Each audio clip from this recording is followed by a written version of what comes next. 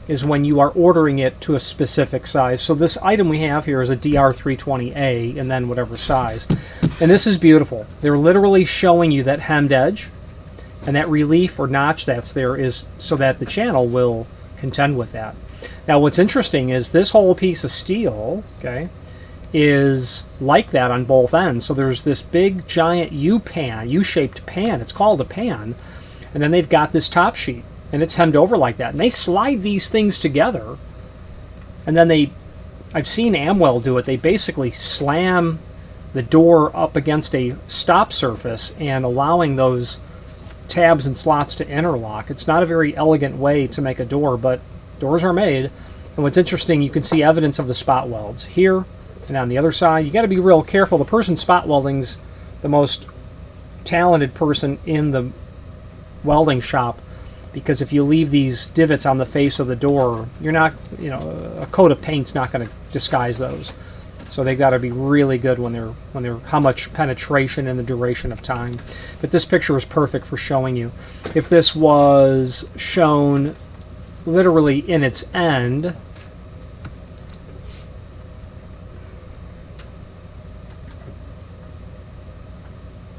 I imagine there'd be a small bevel to that. There's your door going to come up like that. Forgive the awful scale.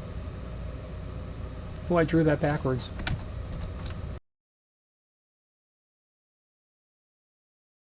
Like that. And then our channel fits in here like that. You get the concept. Okay? That's how that's going to look. Now, let's see if we can find something from Seco in terms of their Regent door, just to take a closer look at what that may look like. I know I have their technical manual here. I don't know how detailed they'll get in their technical manual about the construction of a Regent door. You would think it would be extremely detailed, but it may not be. Specifications, yeah, not seeing much here. Let's look at the product catalog if there's any sort of detail here at all. Not that the details don't exist. Yeah, okay. Well, you can see I mentioned tab and slot a couple of times, and that's literally how the steel is held together, tab and slot. They put that. This isn't hemmed over, but you can still see how the channel is going to be notched. Actually, it is hemmed over. Mechanically interlocked, hemmed vertical edge seam for added strength and rigidity. These are slots. There are tabs in the top panel. They drop it in and then they slam it, push it forward against a hard stop, interlocking these. That's exactly how this is made. Honeycomb core. Okay, so that component is there. Now, why would you need a top channel on its own? Well, if you're a metal shop, it's just a matter of time before you're going to need a channel, because you've cut a door down. So you've cut a door down 2 inches. Well, you've cut the entire channel off the door at that point. And you can't salvage this channel from what you've cut off because it's spot welded. Putting a cold chisel between those spot welds is going to so severely deform and even tear the metal, it's unusable. So you'll want to just cut that into pieces and save it for the scrapper, or recycle it. Take it to the metal scrapping yard once every 6 months. I used to do that with steel. It's never worth it. You always pick up a flat nail in the tire when you drive into the yard. Aluminum, more valuable. Steel, not so much so. If they'll come and pick it up from you, great. So there's your channel, and it is nice to be able to cut that down. Now, every manufacturer is going to have a technical data manual. Every company I've seen, Curry's and Steelcraft and Fenestra, Kawani from the old days, Amweld from the old days, they'll all have that. And those documents are really helpful because it shows you the construction, even though it's, unfortunately, I'd like it to be a bit more detailed in terms of what I'm able to find immediately. Yeah, I don't see much here. But these tech manuals, I suppose, aren't meant to provide all pieces of data. So we're on page 6, bullnose. That's going to be our next definition. Let's move on to bullnose. Thank you for watching, and if you've enjoyed this video, please click thumbs up, please subscribe, and maybe even send the video to someone that you know. Thank you.